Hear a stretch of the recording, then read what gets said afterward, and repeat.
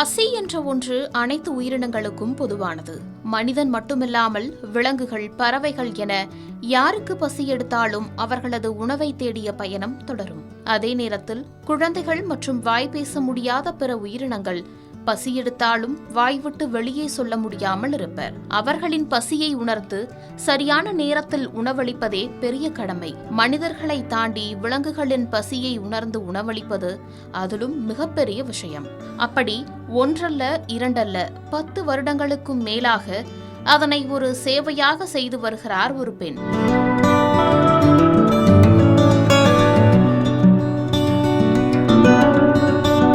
மதுரையை சேர்ந்த ஓய்வு பெற்ற காவல்துறை அதிகாரியான மாலதி தனது ஓய்வூதியத்தின் கணிசமான தொகையை அப்பகுதியில் உள்ள குரங்குகளுக்கு உணவளிப்பதற்காக செலவழித்து வருகிறார். 76 வயதாகும் இவர் இந்த செயலை 2015ஆம் ஆண்டு முதல் செய்து வருகிறார். முதுமை மற்றும் உடல்நலக் குறைவால் பாதிக்கப்பட்டிருந்த போதிலும் ஒவ்வொரு சனிக்கிழமையும் அவர் வெவ்வேறு இடங்களுக்கு செல்கிறார். அங்கு அவரது குரலை கேட்டு ஏராளமான குரங்குகள் கூடுகின்றன. திருப்பரங்குன்றத்தில் ஒவ்வொரு சனிக்கிழமை மதியமும் நூற்றுக்கணக்கான குரங்குகள் கோயில் வளாகங்களிலும் அருகிலுள்ள மலைகளிலும் கூடுகின்றன.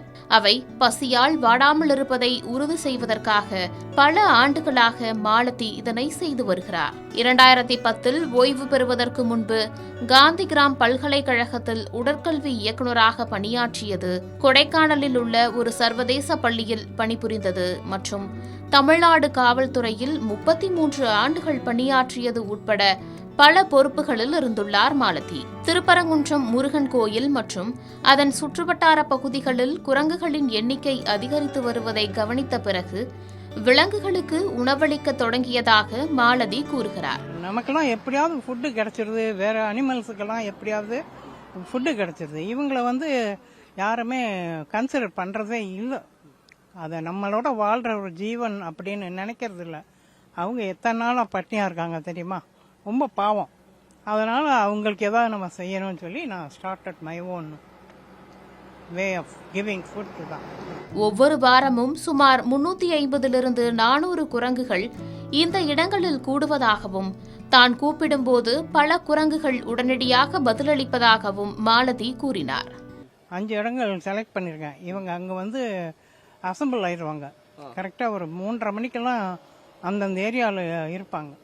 நான் போய் கூப்பிட்டா எல்லாம் வந்துடுவாங்க. அவங்களுக்கு இந்த கடலை ரொம்ப பிடிக்கும். நிலக்கடலை, பனானா. இப்போ மாம்பழ சீசனுங்கிறதுனால மாம்பழம் வாங்கி தரேன். அது தவிர இந்த வயசான குரங்குகள், அதே மாதிரி தாய் கர்ப்ப இதில் சின்ன குட்டிகளாக இருக்கும், அந்த மாதிரி பிள்ளைகளுக்கு எக்கு கொடுக்குறேன் நான். அப்புறம் தயிர் கொடுப்பேன், தயிர் பாக்கெட் வாங்கி. ஒவ்வொரு சனிக்கிழமையும் பிற்பகல் சுமார் 3:30 மணியளவில் நான் குரங்குகளை அழைக்கும் போது அவை உணவுக்காக கூடுகின்றன. சில இடங்களில் கிட்டத்தட்ட 50 குரங்குகள் ஒரே நேரத்தில் வருகின்றன. குகை கோயிலை சுற்றி சுமார் 150 குரங்குகள் உள்ளன. அதே சமயம் மயில் தோப்பில் கிட்டத்தட்ட 200 குரங்குகள் வசிக்கின்றன என அவர் மேலும் தெரிவித்தார். இந்த விலங்குகளுக்கு சேவை செய்வது எனக்கு அளவற்ற மகிழ்ச்சியையும் ஆழ்ந்த மன திருப்தியையும் அளிக்கிறது. அவற்றின் நம்பிக்கையும் பாசமும் என் வாழ்க்கைக்கு பெரும் அர்த்தத்தை தருகின்றன. என் உடல்நிலை சீராக இருக்கும் வரை இந்த சேவையை தொடர்வேன். என் வாழ்நாளின் இறுதி வரை இந்த சேவையை தொடர வேண்டும் என்பதே என் மனமார்ந்த விருப்பம் என தான் செய்து வரும் செயல் குறித்து நெகிழ்ச்சியாக தெரிவிக்கிறார் Malathi. I am living in Madurai for the past 50 years. Before that, I worked in Gandhigram University as a physical education director. Then after that 5 years I went to Kodaikanal, where I worked for about 5 years in an American institution, Kodai International School. Then I came for the police department and say about 33 years I rendered service in the department. In 2010 I retired from my job. I am getting a beautiful and handsome pension amount every month, which is a very huge amount for me. Apart my expenditure, I am spending this amount to these monkeys. which are neglected by the society. They are living in forests and hill stations and striving hard for their food. So I recognize them and identify them in and around Tirupparavundram temple. And about 13 years, that is from 2015, I am giving food to them.